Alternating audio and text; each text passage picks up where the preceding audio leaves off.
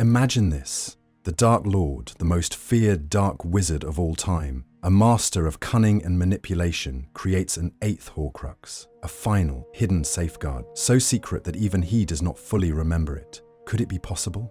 While Voldemort's 7 known Horcruxes were carefully selected and deeply tied to his identity, each holding a piece of his fragmented soul, the notion of an eighth, an ultimate insurance policy, is not as far-fetched as it might seem. After all, the very nature of Horcruxes is born from paranoia and an obsessive fear of death. Voldemort, a wizard who sought to conquer death itself, may have been ruthless enough to deceive even his own memory if it meant securing his immortality.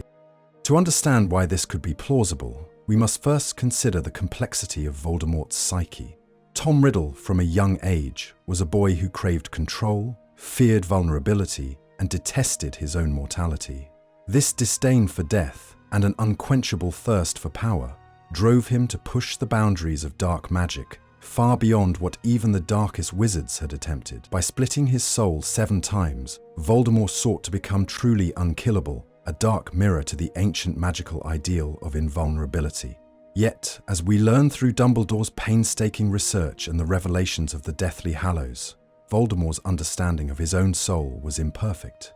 He underestimated the nature of love, loyalty, and even his own weaknesses, believing his Horcruxes to be indestructible simply because they embodied his most prized possession. But what if he, in a rare moment of foresight, decided to create a final, unspeakably hidden piece of himself, a Horcrux he could not even trace? One so concealed, so deeply buried within his own consciousness that it would only reveal itself if his other 7 anchors failed. Such a concept aligns with the mindset of a paranoid conqueror, a being who must consider every possible threat to his dominion. This would be a Horcrux, formed not out of the desire to mark his triumphs, but from a place of pure survival instinct, the ultimate fallback. It might even explain his deep fascination with the concept of rebirthing and constant obsession with returning from the brink of death, as seen when he is reborn using a ritual involving his father's bones, flesh from a servant, and the blood of his greatest enemy, Harry Potter. Moreover, the process of creating a Horcrux is itself a darkly poetic act of magical dissonance, one that requires a level of intent and emotional power that Voldemort certainly possessed. But what if, at some point in his pursuit of power, he realized that his fragmented soul would make him vulnerable not just to destruction but to manipulation, even madness? What if, in this moment of rare clarity, he conceived the idea of a Horcrux so hidden, even he could not recall its exact nature? Such an artifact, or perhaps a living vessel, might be hidden in a place Voldemort would never suspect, perhaps even within a creature or entity that Voldemort himself deemed insignificant. Of course, this raises the critical question. If such a Horcrux existed, what form could it possibly take? Would it be another object? Perhaps a relic tied to an obscure piece of magical history? Or something entirely new, a Horcrux bound to a concept, a place, or even a person? If Voldemort's known Horcruxes reflected his personal obsessions, power, lineage, and dominance, this hidden piece might represent something far more primal, survival itself. It could be something he believed no one, not even he, would ever suspect, and therein lies its ultimate strength. If we consider the idea of an 8th, self-concealed Horcrux, it's worth examining Voldemort's philosophy regarding life and death. In his mind, death was the ultimate defeat, a state of utter helplessness, an end he sought to escape at any cost. To a wizard as obsessed with control as Voldemort, the concept of a final failsafe would be irresistible. Yet how would one hide something so profoundly tied to their survival from their own consciousness? The answer might lie in an advanced form of memory modification, or a magically induced form of amnesia, a darker, twisted echo of the charm used by Hermione Granger on her parents to protect them during the Second Wizarding War. But Voldemort would not have relied on mere memory charms, which can be undone. It is more likely he would have employed an ancient form of occlumency, not just to shield his mind from external legitimacy, but to conceal this final Horcrux from even his own mental probing. This would require a level of self-deception bordering on the magical equivalent of dissociative compartmentalization, effectively severing the knowledge of this Horcrux from his conscious self. Given that Voldemort was a master legilimens, it is conceivable that he might have developed a way to compartmentalize his thoughts, creating a sort of mental labyrinth within his fractured soul. In this hidden corner of his mind, the eighth Horcrux could remain undisturbed, waiting to awaken if the worst should happen. Alternatively, if Voldemort sought a more tangible approach, he might have hidden this piece of his soul within a living creature. After all, Voldemort has a known history of using living beings as extensions of his will, from the loyal Nagini to the cursed Professor Quirrell, whose body served as a temporary vessel for the Dark Lord's weakened spirit. In such a case, the creature might be something small and seemingly insignificant, overlooked by even the most thorough search. A rat, perhaps, a choice that would mirror the cunning betrayal of his servant Peter Pettigrew, or something far more obscure, like a magically modified insect, or even a magical parasite. In this form, the Horcrux would be both mobile and nearly impossible to detect without the use of powerful, specialized magic. Yet there is another, more chilling possibility. What if Voldemort chose to hide this Horcrux within a place, a hidden pocket of magical reality, much like the Room of Requirement, which shifts its form to meet the needs of those who enter? This would align with his penchant for secretive ancient magic and his desire to create a Horcrux that not even he could consciously recall. Such a place might be a forgotten, cursed tomb deep within the Department of Mysteries, or perhaps a forgotten chamber beneath the foundations of an old, dark castle. A place steeped in fear and shadow, where his soul fragment could quietly fester until called upon.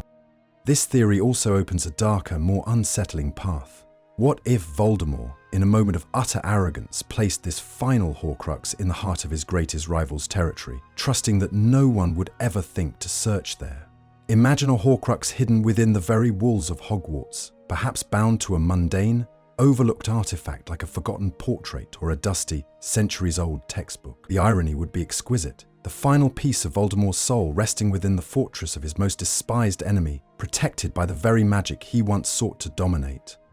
It is a terrifyingly plausible notion, and one that echoes his earlier decision to hide a piece of his soul within the Chamber of Secrets, a place known only to the heir of Slytherin. Of course, if this Horcrux existed, it might also explain why Voldemort, despite his unparalleled power, still retained a shadow of fear even after his return to physical form. It would be a fear so deeply buried that even he did not fully comprehend it, a latent, subconscious awareness that somewhere a final piece of his soul remained unaccounted for. Bound by his own unspoken doubts and hidden fears, this would add a tragic layer to Voldemort's character, a dark wizard so consumed by his quest for immortality that he unwittingly condemned himself to a life of endless, self-imposed paranoia. Now, consider the implications if this hidden Horcrux had a more direct connection to Voldemort's past. Tom Riddle's life was a tapestry of carefully selected symbols and artifacts, each reflecting his twisted sense of superiority and disdain for anything he perceived as weak or common. His known Horcruxes, the Gaunt Ring, Slytherin's Locket, Hufflepuff's Cup, Ravenclaw's Diadem, the Diary, Nagini, and Harry himself, each represented a piece of his fragmented soul, tied to the history and power he sought to claim as his own. However, if he had truly hidden an eighth piece from even himself, it would likely be something profoundly personal, perhaps linked to his earliest understanding of power. Imagine for a moment a Horcrux hidden within the very orphanage where he first discovered his magical abilities, the place where young Tom Riddle began to sense his difference, where he first exercised control over others, and where his initial experiments with dark magic began.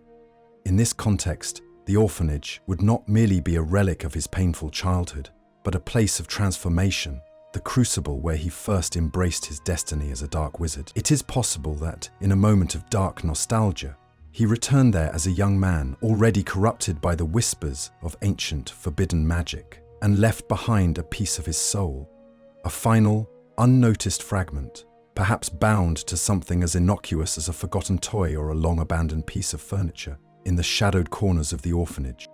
Alternatively, what if Voldemort chose to bind this last piece of his soul to a person, not just a creature, as he unintentionally did with Harry?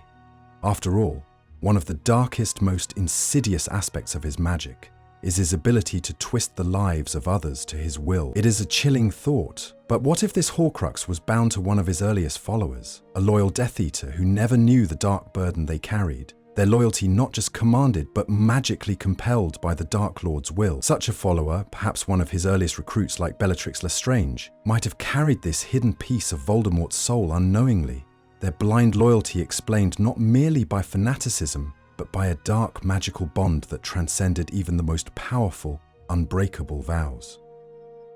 Or, for an even darker twist, what if this hidden Horcrux was something intangible, a whispered curse? A shadowy presence, bound not to a physical object but to an idea, a concept, or a place of great power.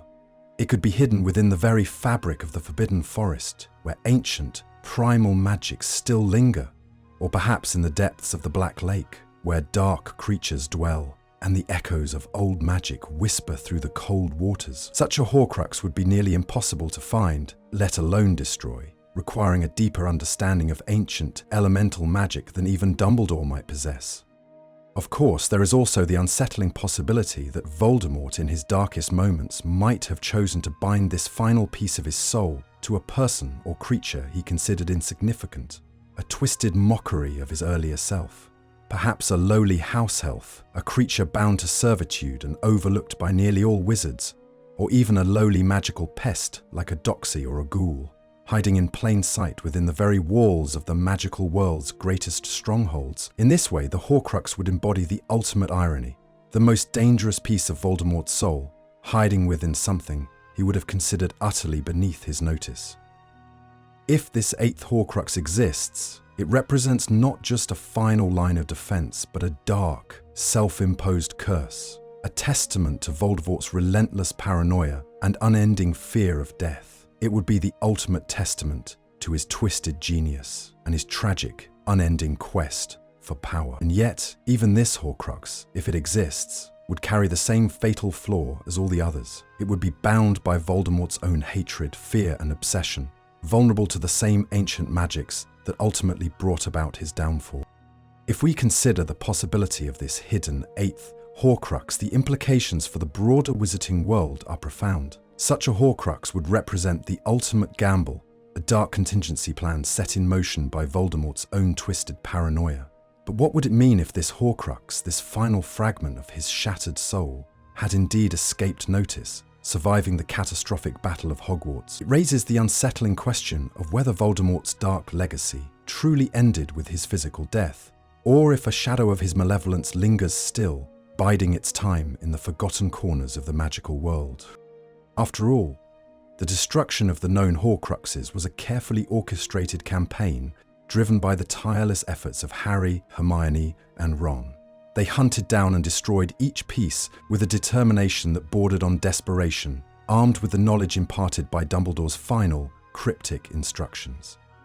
Yet, even Dumbledore, for all his brilliance, admitted to Harry that he had made mistakes, that he had underestimated Voldemort's cunning more than once. If even Dumbledore could be deceived, it is not impossible that the Dark Lord in his cunning managed to outmaneuver his enemies one final time. Moreover, this theory forces us to reconsider the very nature of Voldemort's defeat.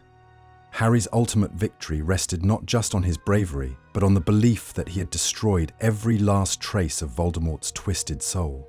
But if a piece remains, if this forgotten shard of darkness still exists, it could subtly influence the magical world, casting a long, ominous shadow over the peace won at such a high cost. It might even explain the lingering sense of unease that some witches and wizards have reported in the years since the Battle of Hogwarts, a feeling that something or someone is still watching, still waiting for the right moment to strike.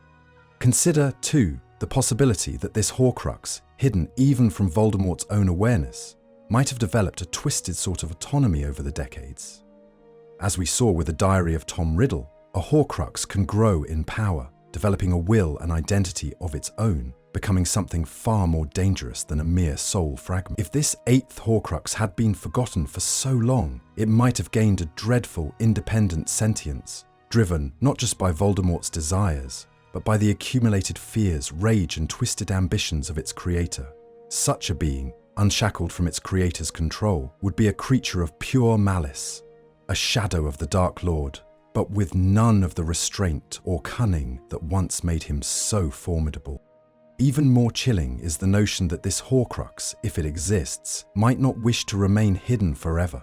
Like a predator stirring from a long hibernation, it might slowly begin to assert its influence, reaching out through whispers and nightmares, seeking to rekindle the dark fires that once burned across the magical world. Imagine the slow, insidious spread of this dark influence, corrupting the hearts of witches and wizards, sowing discord and fear as it prepares to reclaim its place in the world. Yet for all the terror this Horcrux might unleash, it would still carry the same fatal flaw as all of Voldemort's creations. It would be born of fear, arrogance and hatred, vulnerable to the same magic of self-sacrifice and love that ultimately destroyed its creator. It would be a ghost, a shadow of a shadow, forever haunted by the memory of a boy who defied death itself, a dark echo of a defeated tyrant, clinging to existence in the darkest corners of the magical world. If such an eighth Horcrux exists, the question becomes, how might it be discovered? Voldemort, for all his cunning, always underestimated the power of love, friendship, and the willingness of others to stand against darkness. His arrogance blinded him to the fact that even the most carefully laid plans can be unraveled by the courage and loyalty of those he deemed unworthy of his attention. This was his ultimate weakness, a fundamental misunderstanding of the power he sought to conquer. It is this very flaw that might one day expose his final secret, if indeed it still lurks in the shadows. Perhaps the first signs would be subtle, small, inexplicable surges of dark magic, whispers of fear spreading through the wizarding world. It might begin as a series of strange accidents, a rising sense of unease among magical creatures, or even an inexplicable chill in places once thought safe. Auras might report strange occurrences, wards failing for no apparent reason, or the sudden resurgence of old forgotten curses. Such a Horcrux, if it exists, might slowly draw power from the fear and chaos around it, growing stronger as it feeds on the very despair Voldemort once sought to spread.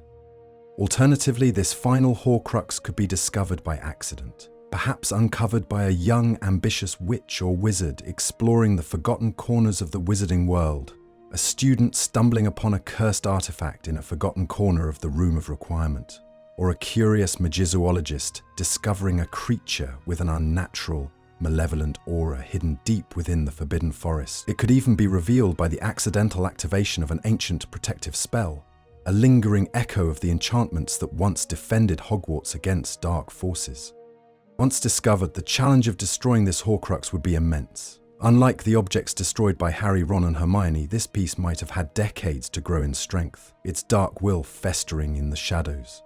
It might even resist destruction with a ferocity surpassing that of any known Horcrux, lashing out at those who would seek to end its unnatural existence. And yet, as with all Horcruxes, it would be vulnerable to the same forces that brought down Voldemort himself, the ancient primal magics of sacrifice, loyalty and unbreakable bonds.